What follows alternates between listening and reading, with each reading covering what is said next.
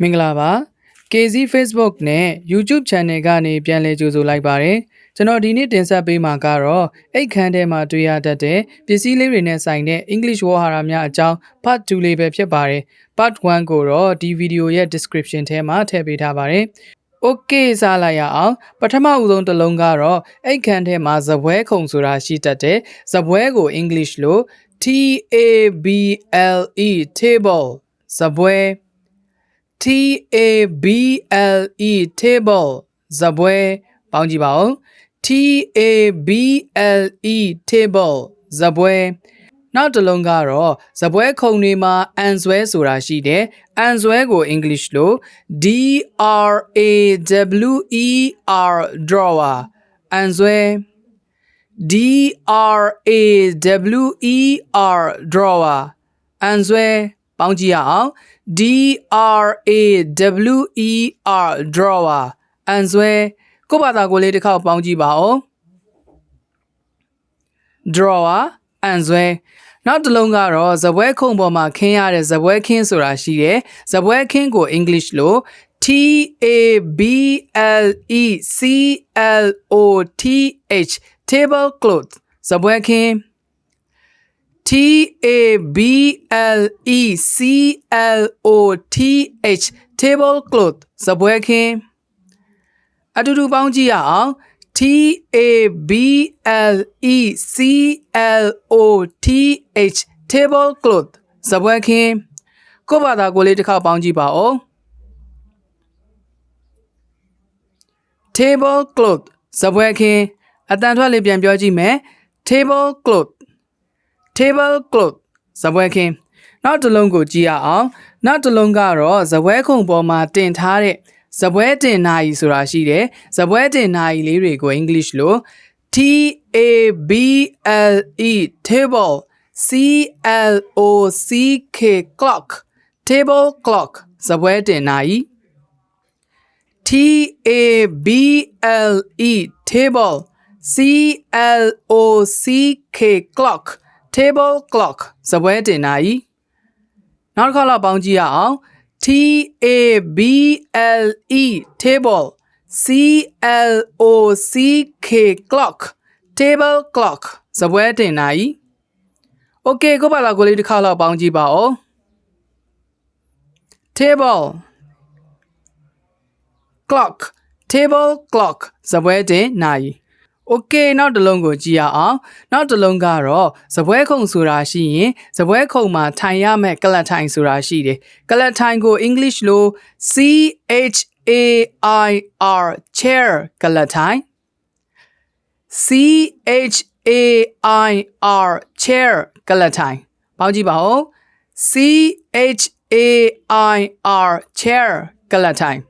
နောက်တစ်လုံးကတော့မီးအိမ်ကို English လို့ LAMP lamp မီးအိမ် LAMP lamp မီးအိမ်ပေါင်းကြည့်ပါဦး LAMP lamp မီးအိမ်ကိုယ့်ဘာသာကိုလေးပေါင်းကြည့်ပါ lamp မီးအိမ်နောက်တစ်လုံးကိုကြည့်ရအောင်နောက်တစ်လုံးကတော့အိတ်ခမ်းထဲမှာအဝတ်အစားတွေထားဖို့အတွက်ဘီဒိုဆိုတာရှိတယ်ဘီဒိုကို English လို့ CUPBOARD cupboard ဘီဒို CUPBOARD cupboard ဘီဒိုပေါင်းကြည့်ပါဦး CUPBOARD cupboard ဘီဒိုပေါင်းကြည့်ပါဦးတစ်ခါလောက် cupboard ဘီဒိုရမယ်နော်နောက်တစ်လုံးကိုကြည့်ရအောင်နောက်တစ်လုံးကတော့စာအုပ်တွေစီပြီးတော့တင်ထားတဲ့စာအုပ်စင်ဆိုတာရှိတယ်စာအုပ်စင်ကို English လို့ BOOKSHELF bookshelf စာအုပ်စင် BOOKSHELF bookshelf စာအုပ်စင်ပေါင်းကြည့်ပါဦး BOOKSHELF bookshelf စာအုပ်စင်ပေါင်းကြည့်ပါဦး BOOKSHELF bookshelf စာအုပ်စင်အတန်ထက်လေးပြန်ပြောကြည့်မယ် bookshelf စာအုပ်စင် နောက်ဆုံးတစ်လုံးကတော့အခန်းထဲမှာကိုယ့်ဘာသာကိုပြန်ကြည့်ဖို့အတွက်သုံးရတဲ့မှန်ဆိုတာရှိတယ်မှန်ကို English လို့ MIRROR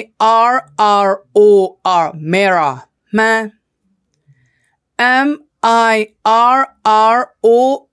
mirror မှန်ပြန်ပေါင်းကြည့်ပါဦး MIRROR mirror မှန်ကိုယ့်ဘာသာကိုလေးတစ်ခေါက်လောက်ပေါင်းကြည့်ပါ mirror မှန် Okay ကျွန်တော်နဲ့အတူအတန်ထွက်လေးတွေတစ်ခေါက်လိုက်ပြောကြည့်ရအောင်အနောက်ကနေအတူတူလိုက်ပြောပေးနော်ပထမဦးဆုံးတစ်လုံးကတော့အခန်းထဲမှာဇပွဲဆိုတာရှိတယ်ဇပွဲကို English လို့ table ပြောကြည့်ပါဦး table ဇပွဲမှာအန်ဆွဲဆိုတာရှိတယ်အန်ဆွဲကို English လို့ drawer ပြောကြည့်ပါ drawer နောက်တစ်ခေါက်လောက်ပြောကြည့်ပါဦး drawer ရမယ်နော်နောက်တစ်လုံးကတော့ဇပွဲပေါ်မှာခင်းရတယ်ဇပွဲခင်းဆိုတာရှိတယ်ဇပွဲခင်းကို English လို့ tablecloth ဇပွဲခင်းပြောကြည့်ပါဦး tablecloth နောက်တစ်ခါတော့ပြောကြည့်ပါ tablecloth မြန်မာလိုဇပွဲခင်းနောက်တစ်လုံးကိုကြည့်ရအောင်နောက်တစ်လုံးကတော့ဇပွဲခုံပေါ်မှာတင်ထားတဲ့ဇပွဲတင်နာရီဆိုတာရှိတယ်ဇပွဲတင်နာရီကို English လို့ table clock ဇပွဲတင်နာရီ table clock ဇပွဲတင်နာရီတစ်ခေါက်လောက်ပြန်ပြောကြည့်ပါဦး table clock ဇပွဲတင်နာရီ Okay နောက်တစ်လုံးကိုကြည့်ရအောင်နောက်တစ်လုံးကတော့ဇပွဲခုံမှာထိုင်ဖို့အတွက်ကလထိုင်ဆိုတာရှိတယ်ကလထိုင်ကို English လို့ chair ပြောကြည့်ပါ chair နောက်တစ်ခေါက်လောက်ပြောကြည့်ပါဦး chair မြန်မာလိုကလထိုင်နောက်တစ်လုံးကိုကြည့်ရအောင်နောက်တစ်လုံးကတော့မီးအိမ်ကို English လို့ lamp ပြန်ပြောကြည့်ပါ lamp ရမယ်နော်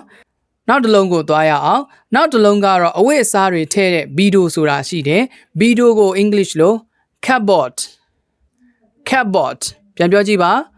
cupboard နောက်တစ်ခေါက်တော့ပြောကြည့်ပါဦး cupboard ရမယ်နော်နောက်တစ်လုံးကိုသွားကြမယ်နောက်တစ်လုံးကတော့စာအုပ်တွေတင်ထားတဲ့စာအုပ်စင်ဆိုတာရှိတယ်စာအုပ်စင်ကို English လို့ bookshelf ပြောကြည့်ပါဦး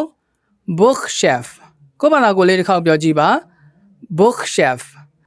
Okay နောက်ဆုံးတစ်လုံးကတော့ကိုယ့်ဘာသာကိုမြင်ဖို့အတွက်ကြည့်ရတယ်မှန်ဆိုတာရှိတယ်မှန်ကို English လို့ mirror ပြန်ပြောကြည့်ပါ mirror နောက်တစ်ခါတော့ပြောကြည့်ပါဦး mirror ရမယ်နော်ဟုတ်ကဲ့ပါဒီသင်ခန်းစာဗီဒီယိုလေးကိုသဘောကျနှစ်သက်တယ်ဆိုလို့ရှိရင်တော့ like and share လေးလုပ်ခဲ့ပေးကြပါဦးနော်ဒီဗီဒီယိုလေးနဲ့ပတ်သက်ပြီးတော့မိတ်ဆွေတို့ရဲ့အမြင်ကိုလည်း comment မှာရေးခဲ့ပေးကြပါဦးနော် Okay K Zee Facebook နဲ့ YouTube channel ကနေဒီလိုသင်ခန်းစာဗီဒီယိုတွေကိုအမြဲတမ်းပုံမှန်တင်ဆက်ပေးနေမှာဖြစ်တဲ့အတွက်ကျွန်တော်တို့ရဲ့ K Zee Facebook နဲ့ YouTube channel ကို like follow subscribe လေးလုပ်ခဲ့ပေးကြပါဦးအားလုံးကိုကျေးဇူးတင်ပါတယ်